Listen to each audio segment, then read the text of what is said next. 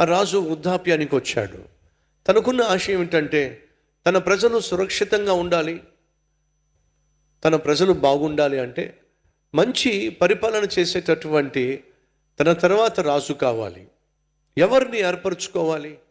తన కనుచూపు మేరలో అలాంటి వాళ్ళు కనిపించలేదు. కాబట్టి ఆ రాజు ఏం చేశాడంటే ఒక ప్రకటన చేశాడు. మన దేశంలో ఉన్నటువంటి యవనస్తులు ఎవరైతే చురుగ్గా ఉన్నవాళ్ళు, మంచితనం కలిగిన వాళ్ళు, బాగా చదువుకున్న వాళ్ళు, తెలివైన వాళ్ళు, నేను కండక్ట్ చేసే పరీక్షల్లో పాస్ అయిన వాళ్ళు, వారిలో ఒకరిని నా కూతురుకిచ్చి పెళ్లి చేస్తాను, అంతేకాకుండా నా తర్వాత రాజుగా ఈ దేశానికి రాజుగా ప్రకటిస్తాను అని చెప్పి అనౌన్స్మెంట్ చేయించాడు. కొన్ని వేల మంది యవనస్తులు తమ యొక్క భవిష్యత్తును పరీక్షించుకోవడానికి పరీక్షల్లో పాల్పంచుకున్నారు. కొన్ని వందల మంది తేరారు. ఆ తర్వాత 100 మంది, ఆ తర్వాత 50 మంది, ఆ తర్వాత 20 మంది, ఆ తర్వాత 10 మంది, చివరికి 4 మిగిలారు.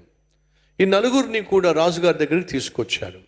అలా రాజుగారు తీసుకొచ్చినప్పుడు రాజుగారు ఒక పరీక్ష పెట్టారు. ఏమిటి ఆ పరీక్ష అంటే, నేను మీకు కొన్ని విత్తనాలు ఇస్తాను, ఆ విత్తనాలు తీసుకెళ్ళి మీరు విత్తండి. విత్తిన తర్వాత ఎవరెక్కువైతే పంటను కోసి ఎక్కువ బస్తాలు తీసుకొస్తారో వారినే ఈ దేశానికి రాజుగా నేను ప్రకటిస్తాను, నా కుమార్తెనిచ్చి వివాహం చేస్తాను అని అంటే, రాజుగారు ఇచ్చినటువంటి విత్తనాలు బస్తాలు తీసుకెళ్లారు. రాజు టైం ఇచ్చాడు. వాళ్ళు ఆ విత్తనాలు విత్తారు. పరీక్షాకాలం ముగిసిపోయింది. తిరిగి ఫలాలను తీసుకురావాలి. ఎవరెక్కువగా పండించారో ఆ పండించిన వాళ్ళు బస్తాల్లో పండించిన ఫలాన్ని తీసుకురావాలి. కానీ 4లో ఒక్కొక్కళ్ళు 50 బస్తాలు, 60 బస్తాలు, 100 బస్తాలు ఫలింపజేశారు, పండించారు. కొన్ని ఒక యవనస్తుడు మాత్రం ఆ విత్తనాలు విత్తిన ఎందుకో ఎక్కడ మొలకలు మాత్రం రాలేదు. మొలకలే రానప్పుడు ఇక ఏ విధంగా పంట పండుతుంది? పరీక్షాకాలం అయిపోయింది. రాజుగారిని కలుసుకోవాల్సిన సమయం వచ్చేసింది. తన తల్లి దగ్గరకు వెళ్ళి అన్నాడు, అమ్మా, నాకేం చేయాలో అర్థం కావట్లేదు. రాజుగారు పెట్టిన పరీక్షలో నేను ఫెయిల్ అయిపోయాను. ఏమైంది నాయన? రాజుగారు అందరికీ విత్తనాలు ఇచ్చారు, నాకు విత్తనాలు ఇచ్చారు. నేను విత్తనాలు విత్తాను కానీ ఆ విత్తనాలు మొలకెత్తలేదు. రాజుగారు ఏమో ఎవరైతే ఎక్కువ పంటను పండిస్తారో, ఎక్కువ బస్తాలు పండిస్తారో వారిని రాజుగా చేస్తానన్నాడు. నువ్వేమో చిన్నప్పటి నుంచి నన్ను కష్టపడి పెంచావు. నాన్న లేకపోయినా నువ్వే సమస్తమయ్యి నన్ను ఈ స్థాయికి తీసుకొచ్చావు. నాకున్న ఆశ ఏమిటంటే నిన్ను బాగా చూసుకోవాలి, నీకు ఏ లోటు లేకుండా నువ్వు గర్వించే విధంగా జీవించాలి అని ఆశ ఉంది. కాబట్టి ఈ పోటీలో పాల్పంచుకున్నాను. కానీ అమ్మ, నన్ను క్షమించు, ఈ పోటీలో నేను ఓడిపోయాను. రాజుగారిని ఎలా కలుసుకోవాలో కూడా నాకు ధైర్యం సరిపోవట్లేదు. అమ్మ చెప్పింది ఏంటో తెలుసా? నాయనా, నువ్వు యథార్థంగా నీ ప్రయత్నం నువ్వు చేసావా? అమ్మ, నేను ఆ ప్రయత్నం నేను చేశానమ్మా. ఆ విత్తనాలు విత్తాను, తగిన నీళ్లు పోసాను, నా ప్రయత్నం నేను చేశాను యథార్థంగా. అదే విషయం వెళ్ళి రాజుగారికి చెప్పు. అమ్మ, పరీక్షలో ఓడిపోయిన నేను రాజుగారిని ఎలా కలుసుకోగలుగుతాను? నాయనా, నీ యథార్థతే నిన్ను కాపాడుతుంది, వెళ్ళు. అమ్మ ఇచ్చిన ధైర్యాన్ని బట్టి ఆ కొడుకు రాజుగారి దగ్గరికి వచ్చాడు. మొదటి వాడేమో 60 బస్తాలు పండించానన్నాడు. రెండో వాడేమో 80 బస్తాలు పండించానని చెప్పి చూపించాడు. మూడో వాడేమో 100 బస్తాలు పండించానని చెప్పి చూపించాడు. రాజుగారు ఇప్పుడు ఈ కుర్రోడిని చూసి, చెప్పో, నువ్వెన్ని బస్తాలు పండించావో? ఆ మాట విన్న వెంటనే అతని చేతులు కాళ్ళు వణికిపోతున్నాయి. మౌనంగా ఉండిపోయాడు. మాట్లాడువే, నువ్వెన్ని బస్తాలు పండించావు? రాజా, క్షమించండి, మీరు ఇచ్చిన విత్తనాలు ఉన్న ఫలాన్ని తీసుకెళ్ళాను, పొలంలో విత్తాను, తగిన జాగ్రత్తలు తీసుకున్నాను. మిమ్మల్ని తప్పుపట్టే ప్రయత్నం నేను చేయట్లేదు. కానీ మా అమ్మ చెప్పింది,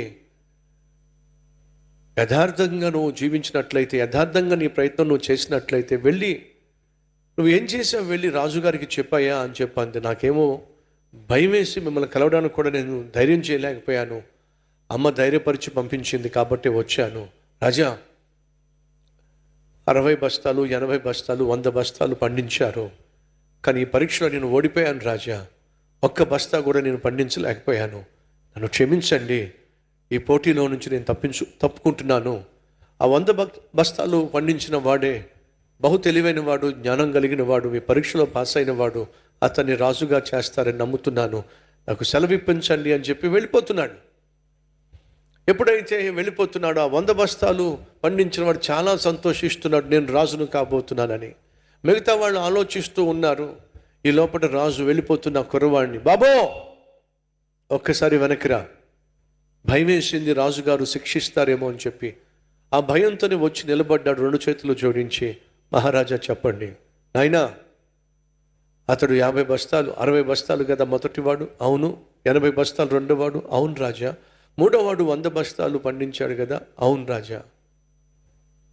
నేనే ఈ పరీక్షలో ఓడిపోయాను. లేదు బాబు, నువ్వు ఒక్కడివే గెలిచావు. నేను గెలవడం ఏమిటి మహారాజా? ఓడిపోయినా నేను గెలవడం ఏమిటి? నువ్వు ఒక్కడివే గెలిచావు నాయన. ఈ దేశం బాగుండాలంటే యథార్థవంతుడైనటువంటి వ్యక్తి రాజుగా పరిపాలన చేస్తేనే ప్రజలు బాగుంటారు. నేను ఇచ్చిన విత్తనాలు ఏవైతే ఉన్నాయో అవన్నీ కూడా ఉడకబెట్టిన విత్తనాలు. అవి మొలకెత్తవు, అవి పంటలు పండవు. వీడు 60 అన్నాడు, వాడు 80 అన్నాడు, ఇంకొకడు 100 అన్నాడు. బస్తాలు బస్తాలు తీసుకొచ్చారు కదా, ఇవన్నీ కూడా దొంగ బస్తాలు.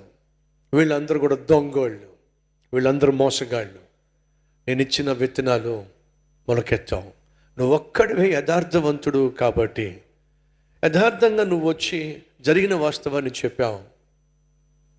అయ్యా, నేను వచ్చేవాడిని కాదయ్యా, మా అమ్మ నాకు ధైర్యం చెప్పింది, యథార్థంగా జీవించడం మా అమ్మ నాకు నేర్పించింది, కాబట్టే ధైర్యపరిచి నన్ను పంపించింది. కాబట్టేనయ్యా యథార్థవంతుని మీద నా కనుదృష్టి పడింది. ఈరోజు నిన్ను నా దేశానికి రాజుగా ప్రకటిస్తున్నాను. నా కుమార్తెనిచ్చి నీకు వివాహము చేయబోతున్నాను. ఆ రాజు ఎవరి కోసం వెతికాడో తెలుసా? యథార్థవంతుని కోసం. ఆ యథార్థవంతుని ఏం చేయాలని ఆశపడ్డాడో తెలుసా? తన దేశం అంతటిని తీసుకొచ్చి అతని చేతుల్లో పెట్టాలని ఆశపడ్డాడు. ప్రియ